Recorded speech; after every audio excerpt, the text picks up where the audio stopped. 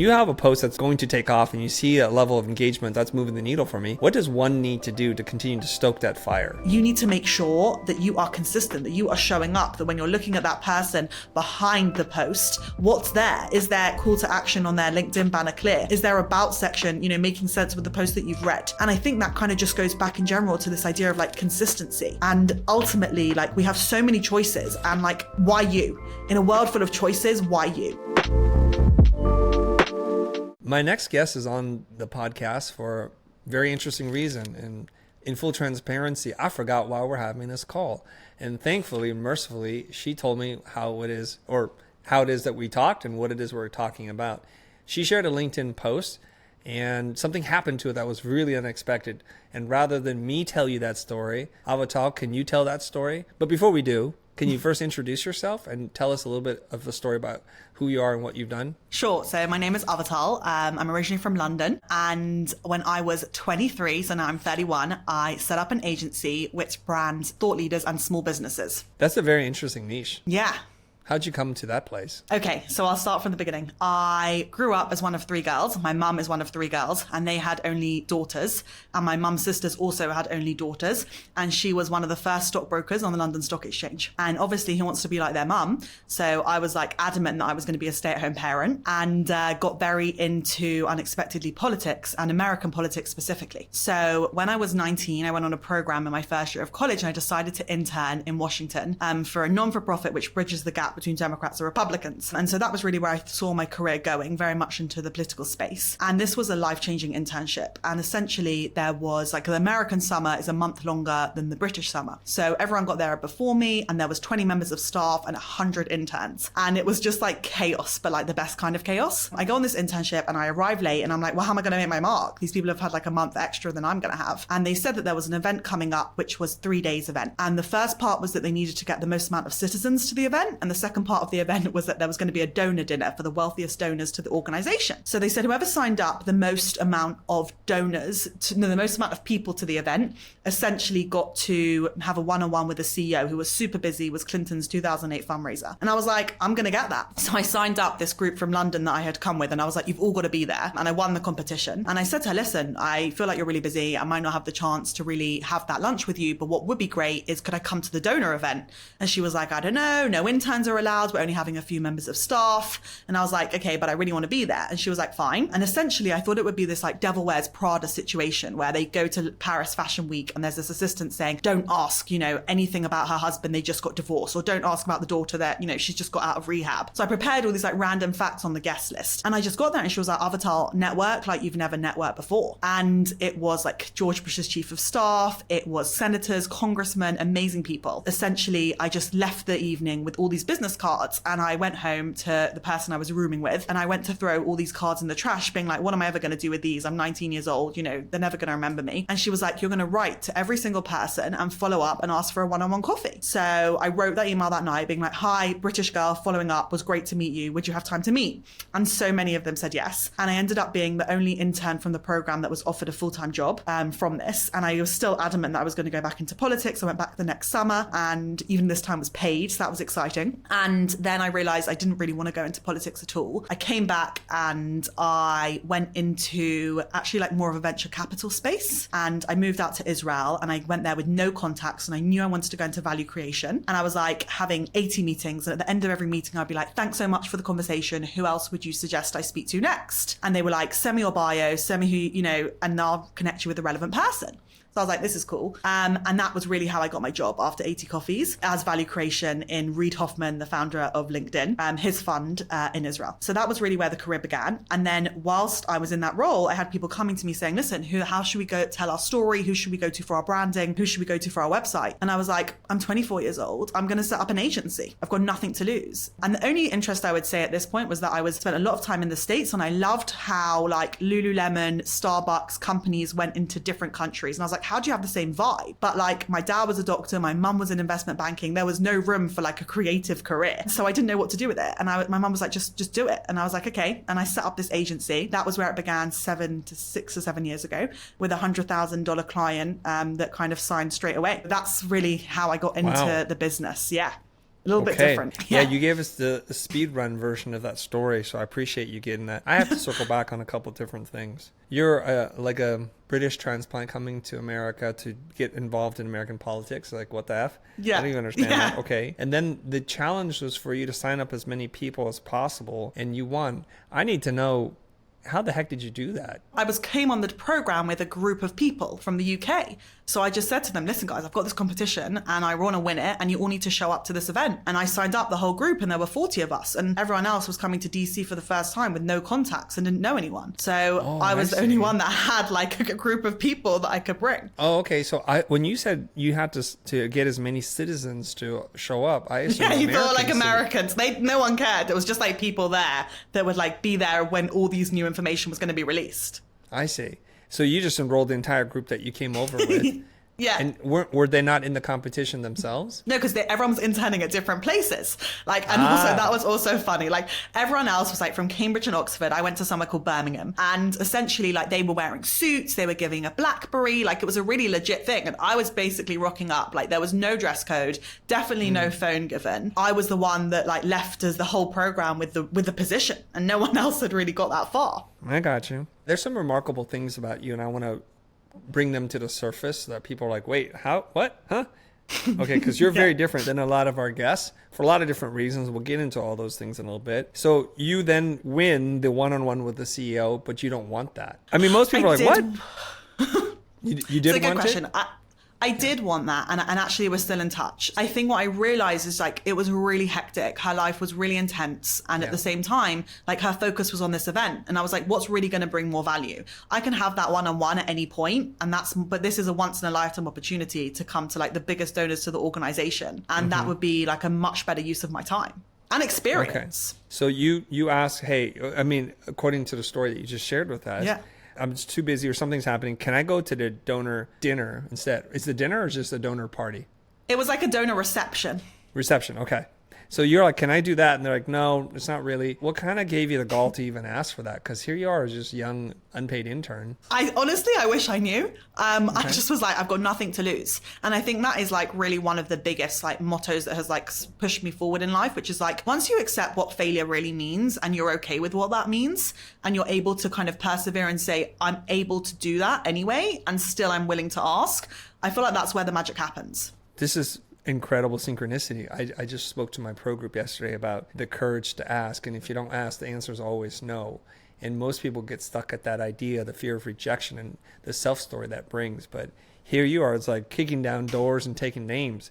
The next part that's remarkable to me is you go to the donor event, the reception, and you network with like an animal. Like a Hollywood insider, not Hollywood, a Washington insider. Yeah, literally. What is it about you, your personality, that makes you feel so comfortable to meet high-powered executives, important people in government and business? What is it about you, your upbringing, that allows you to do that? Because that would scare the heck out of me. Interesting. Well, first of all, why would it have scared you so much, like growing up? Well, because I'm an introvert. I'm socially awkward. My dad is not a doctor. My mom, what is your mom?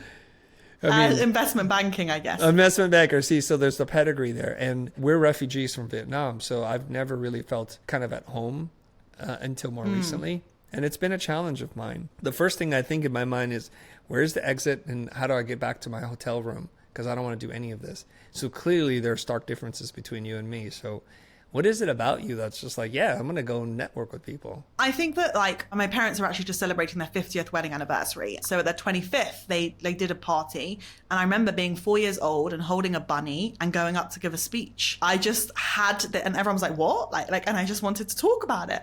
And I think that there was also, my siblings are older than me by 10 and 12 years. And there was a lot of pressure growing up. It was like, if you wanted to have like, something to say at the table and you wanted to get heard, you had to make sure it was concise and to the point, and there wasn't much room for messing around. And I think that always made me like very crystal clear on the point, and also like just the message. Like I knew if I wanted to get heard in a bunch of adults, like I needed to make sure that I was, making sense and quickly. And I think that just carried me through. Like it wasn't like they took me to work events, but I would say that they had a lot of people around. They did a ton of hosting, and I was always exposed to adults. I naturally felt, like always more comfortable with older people and gravitated towards them, even though I ended up marrying someone 3 years younger than me me that I would never expect it to do. But I think that was really just there. Like there was a lot of exposure and a lot of interesting conversation. And I think people made me feel like my opinion mattered. No one ever turned around and was like, what? Like, you're just a child. And therefore, like when it came to these sort of things, I just was like, again, what have I got to lose? If someone's not interested in talking to me, okay, and we'll move on. What would you feel about people your age back in the day? Did you feel like they were not mature enough to talk to you? Or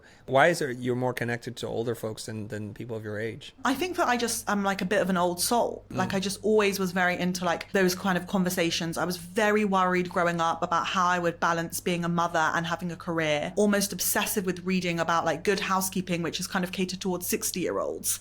Like just like I felt very connected to just like where the older people were at. And but I did have a lot of friends like my own age too. And it wasn't a problem. It wasn't like, oh, she's like only ever hanging out with older people. But I found like-minded friends and it worked. Okay, so take me back there. You're 19 years old. You're going to the donor reception.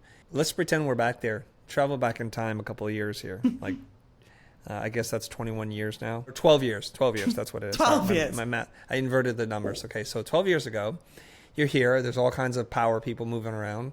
And you see somebody. First of all, do you know who they are? No clue. Like No it's clue. somewhat of an idea, but mainly like I just thought everyone was impressive. That was kind of the end of it. Okay, so who do you decide to talk to? And take me through like maybe one of the first 2 or 3 interactions. Literally just paint a picture for me, because I'm having a hard time imagining this. Okay, I see all these fancy people, suits and ties and dresses and formal attire. I imagine all kind of pretty prim and proper. You see somebody. Who is it that you see, and why do you select them to go and talk to them? So first of all, the starting point of the event is that there's a huge White House cake in the center of the table. So that's like where people are gravitating towards number one. So it's like if you're at the cake, then like that's also a good starter. And I think that kind of not knowing exactly who was in the room was a really good thing. Like I had read the guest list, but I hadn't done as much as like putting the face with the name. And in terms of who I spoke to, it was just like if I saw someone hanging around and they weren't speaking to someone else, I was like, hi, I'm Avital. I'm from the UK. I'm here on this Ivy League program. 20 of us were selected to work and I'm actually working for Nancy. And they were like, wow, how is that? And I was like, it's an amazing experience. It's really an insane culture. And I would just talk about what I was doing and how I was working for her and what I had learned in the short amount of time I was there. And then I just said like, and I'm going back to the UK and I'm hoping to enter American politics. And they were like, wow, that's so interesting. What's a Brit doing so passionate about American politics? And it was really just that. Dang. Yeah. God, you got your pitch down. And did that just Okay, flow I'll from take you, or it. did you think about that beforehand, or just walked up and that's just how you do No, it? I never thought about it. I just walked up. And also Okay. my mum, does a ton of public speaking and never carried notes. So she had a big thing. Like if you're talking and you're giving a presentation, there will be no notes. So I always just felt like I just had to come prepared. Like that was it. Like there was no chance to like whip out a piece of paper ever and just be like, oh, can I review this? It was like, you get one chance, make it or break it, It's wild because you are the living embodiment of what Daniel Priestley talks about.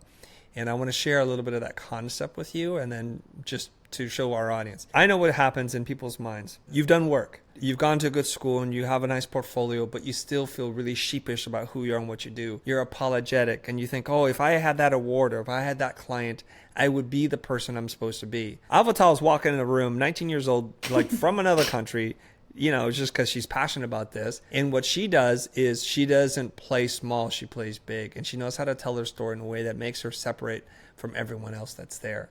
She knows how to be different. That's about branding. Different is better than better. And here she is. She's like, I'm from the UK.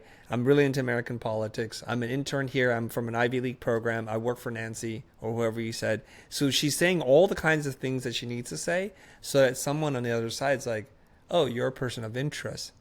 You're not this newbie person that's like helping out with wrangling guests or something. You're to be taken seriously. And I think that's freaking pretty cool. So all of you guys who are sitting back and having all these excuses about, I'm not ready, only if this happened, then I'll be ready. Just take a note from this conversation. Now, she's coming with 1,000 watt of energy. Most of us aren't like that, but forget about that part. Just look at the structure of what she's done. Okay, so you're talking to this person, At what point do you ask them like who the heck they are, and how did you do that? Oh, you got to be very smooth. Because I feel like the ultimate aim, I always say this because I now lecture like a lot of people that are about to start college. And I always say that, first of all, you can't make a mistake with who you're speaking to in the room. And the aim is to leave with one person who you can follow up with and they'll remember you. People think the idea of a networking event is to network the room, to master the room, and to leave with a ton of contacts. I did have this in this occasion, and I will agree to that. But in general, I feel like going forward, when you should think about networking events, the idea is to make one solid connection and leave knowing that when you add that person on LinkedIn and when you email, they're going to email you back. And I feel like that really needs to be said in general about networking. And now I can't remember even the question that you asked me, which was like, that's how I approach networking in general. Oh, so I feel like it's talking and talking, and then eventually they're like, oh, and when I worked for George, this is what I did, and I was like, oh, could you just remind me in what capacity you were working for him? And he was like, yeah, I just was the chief of staff. And I feel like because I was from the UK, there was more of an ability to be like, oh, I might not actually know the exact role that you did. Like I didn't have to know. And then people were like, do you know who you were just speaking with? And I was like, kind of. And I think that it was like that kind of element, which is like having the conversation and getting them to really be able to feel so comfortable that they're just like dropping all this random information about themselves, that then it becomes clear. Again, you're the outsider who leverages being an outsider as a means to not to know everything. Where the same person is like, I'm an outsider, I have no right to be here, I'm going to feel really small right now. Wonderfully, well done. This makes a lot of sense to me right now, because now we get back to the original question here, which is how the heck are we talking? Now it all makes sense to me, because you drop in my DM on Instagram under your agency and you say, hey, this story might be of interest to you. And it's like, now I can connect the dots, because this is kind of how you roll in the world. You see somebody, you figure out what you need to say so that a conversation can begin. Because for the life of me, in full transparency, I couldn't figure out how the heck we know each other. And I literally had to reach out to Avital and say, hey, I'm sorry, how do we know each other again?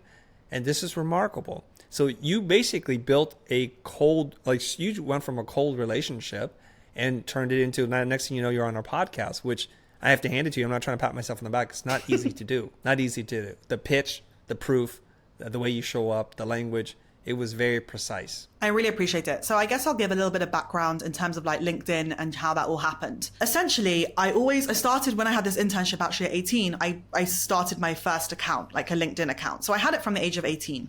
And the way that I used it is that I would share when I spoke at an event, I would share when I had like a new case study that was relevant and that was exciting. And I would say like in the last 3 years, as I have a 1 and a 3-year-old, I've been writing a lot about what it's like to run a business and, manage motherhood at the same time. And that was piquing a lot of people's interest. I would have a lot of people coming to me and be like, well, I'm really struggling with this. Could we talk about that more? And I never thought to go in about thought leadership and to really give like the behind the scenes of running a business. And then about a year ago, I was like, what have I got to lose? I went into a LinkedIn meetup again. I had the smallest following in the group. And I was like, right, I'm going to write about stuff and I'm going to commit to writing 4 to 5 times a week and I'm going to show up. And I realized there were 3 people that were really kind of like 3 different audiences, which is also against the rules because people are like, you need to be known for one thing. So I was like, on the one hand, I already have these like working parents that are interested about being a business owner and running a family and a young family and how do you do that? So that's one audience, but I'm not going to monetize that. The second audience is ultimately them small business owners. And I would speak to a lot of small business owners and they were like, how do you do your pricing? How do you do your proposals? How did you make sure that you would get a certain amount of money up front? And I've done this for 7 years and I started out myself. I never worked for anyone else. So I really hadn't seen anyone else do this. And everything was learned, just by doing. And so I began offering consultations, power hour one-on-ones. And my main audience is actually people that I do branding for. So as I said, there's the companies and then there's actually the thought leaders, which is like a new thing, even though personal branding is like having its moment. So ultimately, I committed to writing 4 to 5 times a week. And I had a situation about all different things, but under those 3 categories. Around the time of April, I decided to book a consult with someone in the personal branding space. What was happening is that I was becoming known for building people's personal brand. When we think of personal branding today, we think of LinkedIn and we think, oh, someone's going to write my post and that's going to be like building a personal brand. And when I think of personal brand, I think brand strategy, a tone of voice, a brand identity, all the things that happen before you do any sort of marketing. And I was like feeling a bit frustrated because I was like, there's a disconnect. I've built my own brand and I have a strong personal brand, but I can't do that. That's not what I want to offer for other people. I want to do the stage before. So I wanted to speak to someone. It was like a direct question. And I was like, I think I have the right person in mind. And I had written them an email earlier in the year. They'd never responded. And I was like, fine, fair enough. They want me to pay. So I paid $250 for a 15-minute consult. And 5 minutes before the consult was due to begin, they canceled the appointment. And then they asked me to reschedule. And so I reschedule for a few hours later. I get on the call and there's no apology. No, so sorry, I had to reschedule 5 minutes before, even though I'd like sorted out a babysitter for my kids. My husband was working at the time. Like, it was an intense situation. I was paying a high price point. I get on the consult. Before I'd had it, I had to submit my website and what my questions were. And we get on the call and she's like, oh, so here's my story. This is where I've been. And we're 10 minutes in. And she says, oh, can I see your website? And I was like a bit confused because they'd asked for that sort of information before. She did look at my website, which was not related to the question, and said, oh, your about section could really tell your superpower a little bit better. And I said, great, thanks so much. And then a pop-up appeared on the platform and said, would you like to extend by $150 for another 15 minutes? And I was like, no. And then they wrapped up the call and said, looks like we're coming to an end. Thanks so much. Please leave me a recommendation. And that was really where the call ended. I did nothing with it. I was frustrated. I told a friend about it. And again, like, really just was like, what am I going to do with this? Like, really, and it just didn't stop playing on my mind. And a few months later, this was around the time of July, I decided to write about it on LinkedIn. Really short, to the point. The hook was, I paid $250 for a 15-minute consult. I didn't tag anyone. I did no image. And essentially it got 2.7 million impressions. Went absolutely wild. The adrenaline was almost like having another child. That kind of like, just like, wow, this is insane. And yeah, so I guess that we could pause there. Yeah. That was the story. Yeah. So that was the story. You were sharing this experience with basically a really poor customer experience from a supposed like expert in the branding space. And you're kind of left in a tailspin like, huh? The experience did not live up to what it's supposed to be. 15 minutes is not a lot of time, but the time should be focused on you and not on the person that's holding the call for you. It made no sense. And I suspect this is probably how a lot of people run their businesses. Everything that you buy is a funnel to buy something else and something that's more expensive. And at a certain point, you get caught up in all that stuff. And I find that those practices are despicable. But that's the story for another day. So this post blows up. What did you learn? What is it that you want to share about this? I think that really captivated two audiences. One was people that had gone through the same thing. So there was a lot of people writing in the comments. It got over 1,000 comments, 4,000 likes. We'll go out the other bits in a second, but like the general comments on the post was like outrage. And also, sadly, this has happened to me. I paid for a course from a top voice on LinkedIn.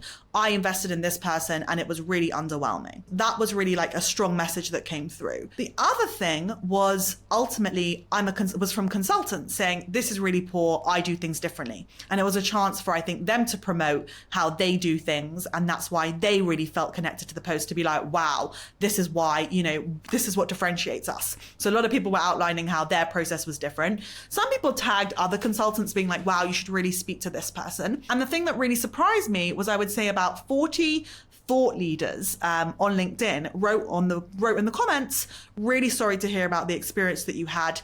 Please DM me to set up a time to speak and I'd be happy to discuss your question free of charge. Those people were every single one, which is really surprising, was brilliant.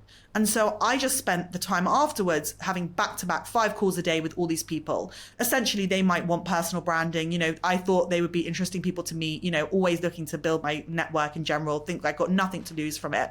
And it was mind-blowing, like the conversations, what people thought about it, and all the different ideas that it kind of spurred. And that was like one thing that really was exciting from it, just all the different people that reached out being like, how can I help? And then I had a lot of people who were ghostwriters being like, this can't be real. Like, you can't monetize this. Nothing's going to happen from this. Like, you're a one-hit wonder. And I was like, I think something will happen from this, thanks. And then I got invited onto 3 podcasts, this being one of them. And I also actually got 3 people reaching out for consults for like the one-on-one power hour, and 3 people reaching out, like a Y Combinator graduate being like, I saw your story. I'm really impressed with how you do things. And ultimately, could we discuss a branding project? And I think that was like, you build this brand behind the post, and actually it's not just a one-hit wonder. And I thought that was really powerful. So it's kind of interesting. You have been able to capture on orders of magnitude more than the $250. Was it $250? Yeah. Yeah, the $250 that you spent on that call. And this is something I try and tell people. The difference between successful people and not successful people, or struggling people and successful people, is successful people take life's bumps and they turn them into gold. And the struggling people look at the bumps and they keep tripping over the same bump over and over again for a really, really long time. So although you didn't know what to do at the moment, you turned it into a post. This is why, like, in my case at least, most of your bad experiences can be turned into wonderful learning opportunities. And if you spin it the correct way, you can take straw or hay and turn it into gold. And that's literally kind of like what you've been able to do with the appearances on different platforms, and also being able to use it to generate new leads and new network opportunities where you're able to connect with top voices and thought leaders in this space. Well done. I think what you said also about failure is, you're looking at now the business 7 years in and you're saying, oh, wow, she's killing it. And I get this all the time. Like, how did you do this? And I think what we don't realize is just there was so much failure at the beginning, like having to give clients money back because I was messing up on projects, or not taking money up front. And then you learn, obviously you need a really large percentage up front. And I think that that's why I do so much public speaking, because I'm here to say you're looking at this success story and you don't realize how much failure there was. And I'm here to save you from making the same mistakes, but also be aware that you will make your own mistakes. It's okay. And like you just said, like so many people wrote in the comments as well, like, wow, you've like made such a, you've learned such a great lesson, because I kind of ended the post saying, actually, I did learn something, exactly how not to lead my own consultations. And I just think that like, that's going to be like how you do life. Right. Mistakes don't just happen to you. So if they do, you've got to make the most of it and be like, what can I learn from this? And that's like a bigger picture of just being obsessed with feedback and reviewing and processes, and always wanting to just be like, I want to be the best me. So if I need to go through a few failures to get there, I'm down. There's something else that I want to ask you about, because I feel this way. When you have a post that actually does well, not everything you do is going to be fire, but if there's fires need things. They need fuel and they need oxygen. So when you have a post that's going to take off and you see a level of engagement that you're like, wow, that's moving the needle for me, what does one need to do to continue to stoke that fire? Interesting. So I guess prior to this, the most viral post I had was actually about how I manage my week as a working mum and what my non-negotiables are. So like, I don't take any work from 3:30 to 7. I always have dinner with my husband, things like that. And LinkedIn themselves picked up on this, and really it went viral as well. Like, not to the same extent, but like it was a very like impressive post that people resonated with. And I think when I got this much traction, I was like, right, what sort of message do I want to send next? So I thought either I can sit silent for the next month and just watch this continue to spiral as such. But I was like, actually, there's a few things that now I've got this kind of caliber of audience and, 2,500 new followers. Let's share a few new messages that I think are really important. So the first thing I shared was that I had a friend at the time who was a single mom of 5 and going through a divorce, and she really needed a job. And thankfully, alongside working with so many great clients, you build a network. And I've worked in, many different countries. And she needed a job in marketing. And the center in Israel of all jobs really is Tel Aviv. That's like the hub. And she needed to be in Jerusalem. And I just was like, right. And I put out a feeder to my network and I said, listen, I have a great gal. She needs a job in marketing. She's really senior. It needs to be this kind of salary. And essentially she got a job. She got 3 offers through me. One of them she came back to and was like, listen, they're offering this salary. What should I do? And I was like, you're going to go back to them and you're going to say, I'm going to ask for more. And she did. And they agreed. And I basically wrote this post saying, like, we tell ourselves that like magic is making such this, difference online. And you would think that the highlight of my week would be getting this many impressions. But actually true magic happens when you make a difference offline to real people. And I felt like that was like really resonated with people, being like, oh, this gal's like morals are in line, like she's not just here for the hype. She actually wants to talk about what it means on a practical level to help people out. So that was the second thing I did with it. And then about a few weeks later, things settled down.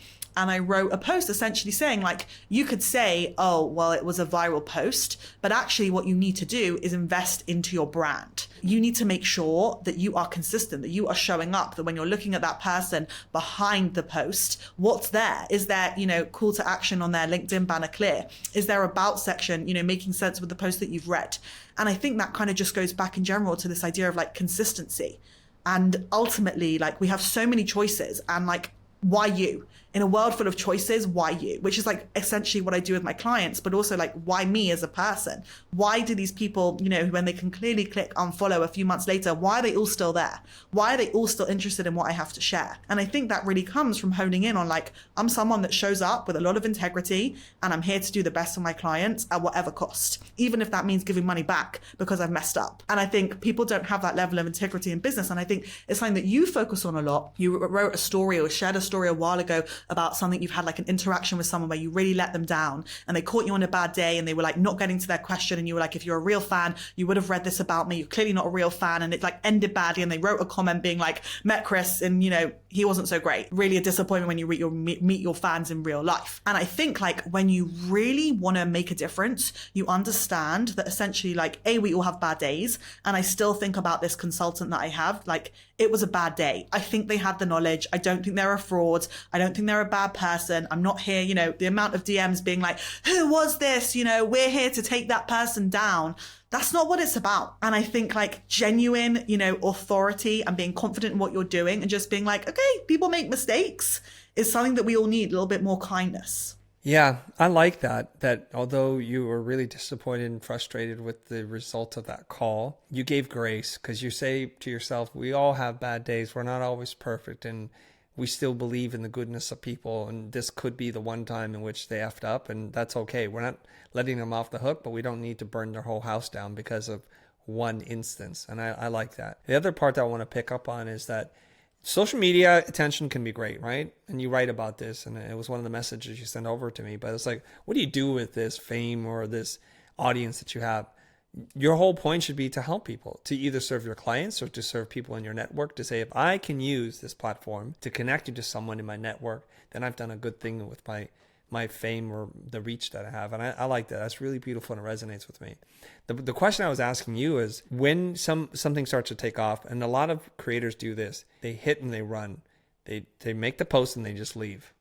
And they're expecting all this engagement and they don't do anything with it. What is your strategy when you make a post? Like, what is your approach to this? So I think I responded to every single comment. I'm not someone where this happens every day of my life. And therefore, first of all, I understood what these people do go through and I'm not envious because I think responding to that level of comments, as I'm sure you would say, is a little bit insane. And exhausting. But I felt on this occasion, it was worth it to look at every person that commented, to see who they were, to reach out if it was relevant, to follow up via DM, even if they hadn't offered, and say, listen, thanks so much for liking and commenting. Would love to take this further and set up a time to speak. And I think that actually that is really where LinkedIn is magical because it's actually being able to take that connection one step further. And to have walked away with 40 to 50 calls of just interesting people, like what could be better than that? So I feel like it's actually showing up and showing like in the same way that I knew you were going to respond to me because you are someone that actually monitors the Instagram and is there, and cares about the DMs. And I feel like people see through that. And we're in this world right now where there's so many bots and you're hearing like, even on LinkedIn, there's so many groups and everyone's like, tagging each other and it's not really genuine engagement anymore. And actually, when you ask these people to speak at a conference and it's completely flat, or you meet them in real life and they're just not the person behind the brand, you lose your faith.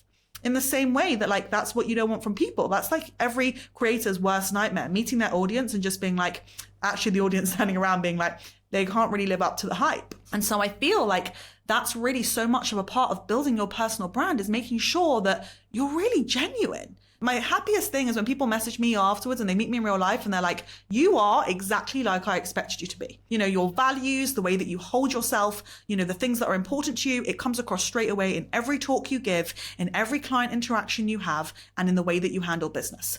Because essentially integrity and reputation is everything. Going away and being able to look at yourself in the mirror and be like, I like the person I am. I like how I handle this business interaction. What could be more important than that? Well, you said you comment. You look up the people profile so you understand who they are, so there's context. For the ones that warrant this, you jump into the DMs and you have a more conversation. And I don't know if you literally talked to 40 people, but that number sounds overwhelming to me. I absolutely did. Wow. In 2 weeks, I had 40 meetings. Wow. Okay. And so that's a lesson to everybody. Whether you have 100 followers or 100,000 followers or more, I think it's really important for you to set aside some time to interact with the people, because we want them to interact with our content. Because like if you make a post and no one makes a comment, it kind of feels like, okay, something was off. this is not compelling to anybody. And so what you want them to do is to comment, but then if you don't comment back and you don't answer any questions, it becomes a pattern, and eventually I think people start to check out. That's not to say that you need to be online 24/7 answering every single comment, but there should be a little window. And I encourage people, maybe and like an hour after you post, go in and check and just give feedback, answer questions. That way people know that you, a human, a real person, is addressing whatever their concerns are. Now, and Yasmin Alec also says that, by the way, like in that episode that he did with you, by the way, like that was like his gold thing. He was like, don't post and ghost. Stick around for the comments. His whole thing is growing on LinkedIn, not by creating posts, but by commenting. So he's a big believer in that, like high value comments. You mentioned a couple of times, and I want to make sure we're able to talk about this.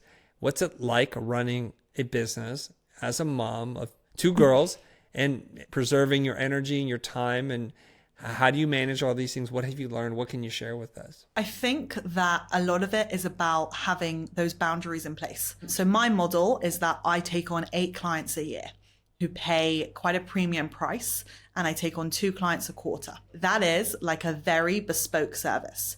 And the feedback I get from that, I would say mainly from men, is, well, how do you scale? How do you make money while you sleep? And I think that we don't hear the word enough that it is enough. I am happy with making this sort of money at this stage of my life, with growing my family, with taking a maternity leave where I am not thinking about other clients, because I have realized that I don't need a client right now, you know? And once you actually are scaling to the size you're running an agency, you are 24/7 when you want to grow to that level. And maybe that time will come, but right now, while my kids are young, it is not the time. And so I feel very passionate about that. And I don't think that's something that people say enough, that like there is a time for everything. And maybe my 30s won't be that, but there will be time afterwards, and I'm okay with that. And I think that I hustled hard in the time that I did get before I got married and had kids. And I think that I have no regrets about how hard I went in that time, because it really was like the essence of the business. And I think now I really feel like it's just doing things differently. So when I had my first baby, what I really saw was either people going back to work full time very quickly, or people becoming stay-at-home mums. And I was like, well, I'm not either of that. So I decided to bring on a nanny 2 days a week. And that's really where I had like all of my face-to-face meetings with my clients. And on the other days, there was no meetings booked, but there was work done, you know, when the baby napped, things like that. And I managed to make that work for about 9 months. And actually the team I went back to after 3 months was an all-male team. And we did the brand strategy kickoff at my house for 7 hours. And I was like nursing, you know, my baby at that time. She wasn't on bottles. And they were absolutely great. They were like, we'll have it at your house. You know, we don't need to have it in a bougie office. And, you know, whatever you need to do, when you need a break to nurse, just tell us. If you need an extra lunch break. And at one point, the baby was crying and they were like, bring her in. And they all wanted to hold the baby. I wrote something about that. Like, there's something magical in being able to ask for what you need. And I really felt that, and being confident in like what your yeses are, what your nos, and what your non-negotiables are. And so I've always kind of like tried to say that there isn't one way to do it, and that there's a way to like think outside the box. So that is something that I've been very passionate about. And also like when I've been giving keynotes, I've seen women actually hold the baby in a sling and give keynotes like that, but I find that very stressful. So I was asked to fly in for a conference in America, and I was like, listen, I'll come. I need like quite a high standard of travel. B, I'm bringing my baby. And C, I need you to help me find a babysitter to cover me. And they were like, absolutely. Who would have thought to ask that? People would have just said, no, my baby's 2 months old. I can't be there. I was like, I'm coming. I'm bringing my baby. You're going to cover that. Thank you so much. And I think that there's, again, like, it's just this constant thing of like, if you never ask, the answer will always be no. And ultimately, I've just been here to kind of spread a different message and just say, having a baby does not need to be something that holds your career back. And every time I've done this now twice in 3 years, it's really like grown the business. It's given me time to think. Like you said as well, that you went on some trip for a month. I think it was back to where you were born in Colombia. Yep. Is it Colombia? And you wrote like, it's Vietnam. Vietnam, not Colombia. Yeah. And you took the time off and you were like, that was brilliant. And I think that there's again, like this power of just like, it's okay to take a break. And also like as an Orthodox Jew, I have that for like 25 hours from Friday to Saturday evening. And like that 25 hours is sacred. No phones, you know, no technology. And it's like all kind of leading into the same message of just being able to say, it's okay to say no. It's okay to sit back and not constantly be hustling. I'm a hustler. Don't get me wrong. You know, like you can see, I really go for things. I'm super happy with that. But I'm also that 3:30 to 7. I want to be doing it with my kids. I don't want to hear about their day from anyone else. I want to be the one doing it. And that also needs, and the amount of DMs I get from women just being like, I am petrified to tell people I can't take calls. And I guess because I've always done it, it's not really, been a question for me. Well, this is very interesting. As an Orthodox Jew, there's a period of like no technology, and you have a pattern of being able to unplug and finding out that the consequences are just fine. I mean, there's no real negative outcome, and so you're used to that, right? So you can say, well, if this works in my own life, why wouldn't it work in my professional life? I love that. You said you have to have the courage to ask and know what your yeses are, what your nos are, and what the boundaries are. Is that what you said? Mm-hmm. Something on the boundaries, I don't remember. Yeah, on the boundaries. So this is very interesting because I was trying to figure out, well, wait, how does that all work together? And you gave an example, so I want to highlight that. So when you were asked to speak at something in the US, you said, well, it's yes, but here are the boundaries. Yes, on these conditions. And people are not always clear that they can ask for this because they assume, well, why would they make an exception for me? Or these are the rules, the supposed rules. And you have to be willing to ask, because then otherwise you're not really saying no. They're saying no to themselves, because in order to get me, and I want to be there, I'm saying I want to be there, we have to have these things done. Now, here's the crazy thing. Just a couple of months ago, I spoke at an event, and there was a woman, there was a cradle or a stroller in the back, and someone was taking care of a baby. I'm like, who this? What's going on? I've never seen this before. And the baby, I think, had like some earmuffs or something. Nice little earphones, which you take to I was events. like, this is pretty cool. It's not that loud back here, but still, if the baby's sleeping, let the baby sleep. And then she was able to manage. And first of all, she looked amazing. I was like, is that your child? I don't even know what you're doing here. What a super mom. And then she rocked it. She went on stage and did her thing and then scooped her baby and left. Just like that. So it's really neat to see that having a child or something else that you think prevents you from accomplishing what you want, maybe in some instances, just because you haven't asked for what it is that you want. Right. And I would also say that as someone that has, both me and my husband's parents don't live in the country. So it's really essentially on us. And I think that there's also even more of a need for boundaries when it's all on you. It's kind of understanding that you need to step up and be responsible if you're the only soul, if you're the only one that's going to be able to manage it. And I think that is again, it's not, and I think this also comes down to leading a business, which is you can look at the competition and be threatened, or you can say, absolutely not. And I've always had this head down focused approach of I want to do the best thing for my client. And actually, when we didn't really speak about it in terms of how I started the business, but I mentioned that I had this very high paying client. And what I was finding in terms of giving money back is that I didn't have the brand strategy experience. And I was finding that I just wasn't asking the right questions. And I was telling a friend, and he was like, listen, you're not going to believe this, but about a year ago, a friend of mine unfortunately passed away. He was telling me this, and he was like, and he wrote all his questions as a website, and he gave me the password. No one else has access, and I'm going to give you his brand strategy questions. And I was like, this is wild. And he handed over these brand strategy questions, and I was like, this is insane. And that really became the way that I led brand strategy. And every time I worked with a client, I tweaked it. And I would follow up with the client 3 months after the process and say, was anything missing? And no one ever tells you to do that. No one ever says to be obsessive about the feedback, but that is how you grow. Or you can spend your time reading up on other brand strategists and how they do it. But really, everyone has their own way of doing it. And so the best way to do it is by doing it yourself and learning on the job. Even if you do your first job for free, the more you do, the better you get at it. And that was how I created these questions and how I became a brand strategist. My background was in politics. My degree was in politics.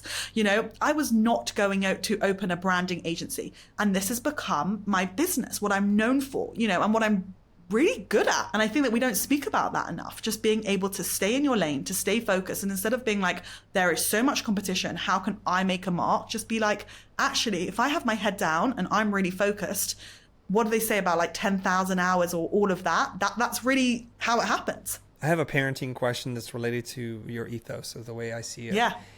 Let's take us into the future. Let's go to the Avital household. And you're at dinner and your daughter's a little older than they are now. What are you doing as a parent to recreate for them this idea that your words matter, that you can speak to an older audience so that they're as comfortable as you are as a 19-year-old in Washington doing their thing? Because I think we come from vastly different cultures and upbringings, and I just want to be a fly on the wall and kind of see how you manage these young women into becoming a version that they can follow in their mom's footsteps, not maybe in your career path, but in terms of your confidence, your gumption, whatever it is that you have. I'm curious how you construct this. So first of all, I think that it comes from such a young age. I would say like my daughter now is 3, and we moved into a new neighborhood and we went to the park for the first time, and she picked up nearly every kid's water bottle and was just like, I'm going to drink from this. And like in that world, that is just like completely unacceptable. In the Middle East, it's like a little bit more manageable. But I feel like there was just this absolute confidence, and she would fall off walls and people would just be like, she's the ninja of the group. She would just get back up. And I think that was just from like understanding that, like, you know, when she was walking up the stairs for the first time, I was going to stand behind her, but she wasn't going to know that I was standing there. You know, she was going to feel like she had this and this was hers to experience. And I think that putting your children in situations which they can manage and letting them potentially fail, and also asking them about failure. You're at that meal. What went wrong today? What would you do differently? How can you do it differently? And normalizing that failure, I think, makes such a difference. Just being, I felt like I was brought up with that. This understanding of like, absolutely fine to fail. You just got to learn a lesson from it. And we don't talk about that enough. Just like understanding that like, failure is not only okay, it's the making of you. So I think that's really how I expect to lead my dinners, being able to say, tell me something that was great, tell me something that really didn't work out, and how would you do it differently? Failure is not only okay, it's the making of you. As my friend would say, that's a bar. That's a bar. So normalizing failure, I love the attitude. I love the idea that if you're going to be there to protect your children, don't let them see it. Don't let them know about it, because they need to experience the world. They can't be afraid of the world. If you want to create leaders and entrepreneurs and people are going to change the world for the better, they have to start at a young age. I was a little confused about this whole thing about your daughter goes to the playground and picks up all the water bottles. I'm like, okay, good Samaritan. She's going to throw them, and she drinks from other people's bottles. Is that what you're saying? It was outrageous, and I was super embarrassed. Yeah. But I'm saying it was this idea of just like inner confidence, that like she just didn't care. And I'm there to be like, okay, there are rules and this is how we're going to do it. But it made me kind of realize that like there wasn't this fear about her. And she's now, she was 2 at the time. How do you raise a kid to be that fearless, to just literally go up to people and take the bottles? And not because she didn't think there would be consequences, just to feel like actually like, I don't really know, but I felt like it was something different. And it was something that like, I wasn't, instead of feeling like this is such an embarrassment, I was like, this is how, it was a bit embarrassing, for me, but I was just like, okay, she has this inner confidence, and I'm going to work with that, and also rein her in a bit and say like, this isn't how we do things. And I understand why you would think that would be okay to, take someone's bottle, but actually, there's something called hygiene, and this is how we do it. Right. So you did a random example. Yeah. It wasn't like this is how we do things. Okay, all right. Because my inner germaphobe was like, "Oh my God, what is he doing?" Yeah, because you're American. Well, tell me the differences there. Well, why is it America is like freaking out over this stuff, and why Brits aren't? I think, I don't think it's as much about the British thing. I think it's a little bit more about the Middle Eastern thing. So like, it's just, I don't know, people aren't as obsessed with like germs. And I don't know, I run a very clean house. Like every person walks into my house and is like, this is insane. Like, I'm not saying that I'm not into hygiene. I just think there's a little bit more of like there's a bowl of hummus and like everyone's kind of putting in their spoon, as opposed to like, it's just a bit of a different culture, I know. I just can't. Let me just say right now. I judge people for like, yo, did you double dip? I'm not inviting you back next time. Let me just tell you. No, I'm just like, no shame. Own it. Yeah. Okay, there's some shame. You're like, I'm never coming. I need to get your house. Like, is that what I'm? Yeah. I mean, listen. Okay. I feel strong in my hygiene levels, but I'm just telling you what is acceptable in the culture. Yeah, I get. Okay. So you're seeing your daughter do this, and the first instinct is, I'm embarrassed. But then you're like, that's about me. My daughter does not feel embarrassed. I'm not going to project my rules onto her. And when appropriate, I'm going to say, hey, we might not want to do that for a couple of reasons, right? Yeah. Not a big deal. So you don't want to program in her this kind of harsh reaction like, no, don't do that. Are you kidding me? Do you know how I look? And so you allow her to explore the world in the most beautiful way, and I commend you for that. But let's get back to this hummus and the spoon thing. Oh my God. We're not going to have dinner together. Hummus and the spoon. Let me tell you something. I do that. I just said it's too late. It's too late. I already know. I'm done. I already know. I'm done. Okay, you're done. Okay, we have a conversation, but it'll be across the internet. But no, here's the thing. I was at a dinner party, and there are shared things like a crudité, and there was like some, I don't know, some dip with oil. It was delicious, and there's vegetables. And then being the Asian, this is not even American. This is my Asian germophobic thing, okay? I made sure to put a share spoon right centrally located for each thing. And I watched each person. So as soon as someone double dipped, I just stopped going. I was like, yo, observe protocol. Even the 25-year-old kid is observing protocol. What are you doing? Protocol. You know, they take their spoon. Poll, though, like, do most people feel that that's like a serious no? Or most people are like, they're my mates. What do I care? I don't know where my mate's mouth has been. I do care. Some of them are disgusting. I know, but I'm asking you which one is more normal. Are you the more, like, on a societal level? I just would be interested to know. Okay. I don't even care if it's normal. I'm okay with being abnormal. But here's what we're going to do. You own it. Here's what we're going to do. If you're listening to this podcast, there's nothing you can do. But if you're watching this on YouTube, I'd like for you to comment, dip or double dip. And I won't even remember what this is about. Just write in the comments, dip or double dip. Double dip means we don't care, live life, love, peace, everything is good.